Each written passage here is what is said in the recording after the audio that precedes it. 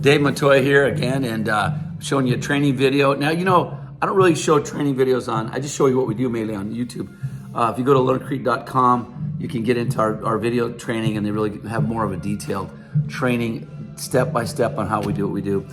Here we put in about 2-3 yards of grout mix, including it's about 6 yards because we did a wall and some steps. Actually did a waterfall on this project a long time ago. This has probably been, I was gonna say 16 years when we did this project. But here's the fire pit, and we were first doing those, and man, it come out nice. And so here you can see how we do it, kind of the techniques. We use the roller, we use the wall builder inside the mix, which makes it nice and clay and hydroscopic, and especially if you're doing a fire pit. So check it out, and like and subscribe, as they always say. I'll talk to you later. Loves them because it's, you know, the fire, and then you have the water behind you. So the fire pit is really nice. In here, we pretty much just put it, we have our sand base underneath it, and then on the top of this, you have just a solid slab of concrete. In this, I just kind of let it pile up. It's already kind of hardening up a little bit. I'm going to use my wood. I'm just going to make a wood fire pit, which is the log type of fire pit. It looks like a stump fire pit, we call it.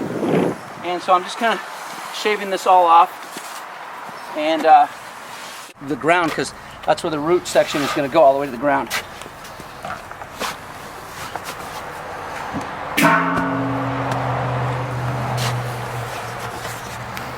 Now this, I'll bring the roots all the way up to the top here. We'll square this up. So see where we're at now. Just about sitting in there, still needs a little bit. And this is nice out there. Now it's a little bit tight, it's a little bit thin on the outside, so I'll start it off with kiln fire brick. You can put that in first and then make your fires inside of here. If you don't, then you want to use this pan that the fire's up on the top. Otherwise, that heat will not only control that in there, but you'll get that expansion control. You'll crack your concrete. Get that intense heat in there. It's definitely going to crack that concrete. Some cases it can blow up. Concrete can actually blow up from the heat like that if you have moisture trapped inside there. The advantage that you have on this is that it is pretty dry mix, so you don't have much hydration in there. So you don't have too much expansion, contractions type of thing.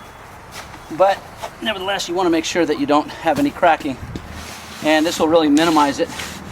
Think about you get cracking on a tree stump like this, actually looks natural, because that's what happens to wood.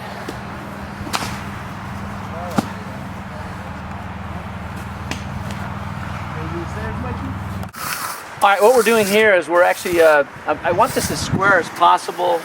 The piece, the tray on top is fitting real nice, the wood placement. What I want to do here is, I'm going to get, now see, I'm going to put some wall finish on it. I'd like to make this, I don't want this coming down like that, because when you cut a log, it's straight across. I mean, you might get a wood, put a level on this, but right now, it's a tree. Gil was saying you don't have to make it perfect, but you can get it pretty nice. I have it coming in there. What we're doing is, I'm going to get the small roller, which has a deep texture on this, and I'm going to put this up, you know, make the nice log finish on this whole thing.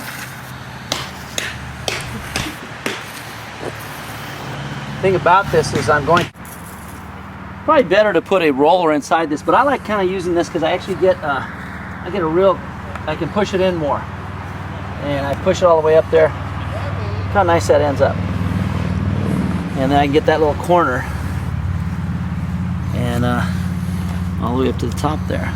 And when I get to the top, I have that thing comes up like that. Just do that number. Come out like that to the end. Looks pretty good. And then again. A little rough over here. It's some TLC.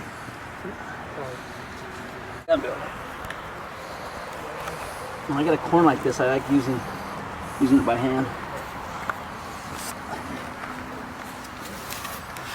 Now here's some actual finish, and it didn't get floated in, so I'm going to float this in and actually help emulsify this. Look at that, how nice. It'll make your roller go in.